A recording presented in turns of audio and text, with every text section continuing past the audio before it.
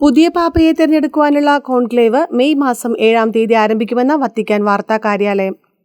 Francis പാപ്പയുടെ ദേഹവിയോഗത്തോടെ കത്തോലിക്ക സഭയിൽ പുതിയ പാപ്പായെ തിരഞ്ഞെടുക്കുന്നതിനുള്ള കോൺക്ലേവ് മെയ് മാസം 7-ാം തീയതി വത്തിക്കാനിലെ സിസ്റ്റൈൻ ചാപ്പലിൽ ആരംഭിക്കും. ഇത് സംബന്ധിച്ച തീരുമാനങ്ങൾ കർദിനാൾമാരുടെ 5-ാമത്തെ പൊതുവായ സമ്മേളനത്തിലാണ് കൈക്കൊണ്ടത്. സമ്മേളനത്തിലെ തീരുമാനം വത്തിക്കാൻ വാർത്താ കാര്യാലയമാണ് പ്രസിദ്ധീകരിച്ചത്. കോൺക്ലേവിനുള്ള ഒരുക്കങ്ങൾ തുടങ്ങാനുള്ളതിനാൽ ഏപ്രിൽ മാസം 28-ാം തീയതി മുതൽ സിസ്റ്റൈൻ ചാപ്പൽ പൊതുജനങ്ങൾക്കായി തുറക്കുന്നതല്ല എന്നും വത്തിക്കാൻ അറിയിച്ചു. 5-ാമത്തെ പൊതുസമ്മേളനത്തിൽ 180ഓളം കർദിനാൾമാരാണ് സംബന്ധിച്ചത്. ഇതിൽ 100ഓളം പേര് വോട്ടവകാശമുള്ളവരാണ്. 80 വയസ്സിന് താഴെയുള്ള കർദിനാൾമാരാണ് വോട്ടവകാശമുള്ളവർ.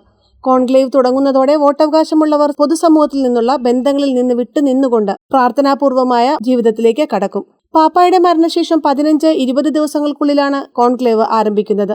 വോട്ടവകാശമുള്ള കർദിനാളുമാർ സന്നിഹിതരാണെന്ന് ഉറപ്പാണെങ്കിൽ കോൺക്ലേവ് ആരംഭിക്കാനുള്ള അധികാരം നോർമാസ് നോന്നുലസ് എന്ന മോത്തു പ്രോപ്രിയോ വഴിയായി കർദിനാൾ സംഘത്തിന് നൽകുന്നു. മെയ് 7 ബുധനാഴ്ച രാവിലെ എല്ലാവരും പ്രോ എലിജന്റോ പോന്തിഫൈസ് എന്ന പാരമ്പര്യമായ ദിവ്യബലി കർദിനാൾ സംഘത്തിന്റെ തലവന്റെ മുഖ്യ കാർമ്മികത്വത്തിൽ അർപ്പിക്കും.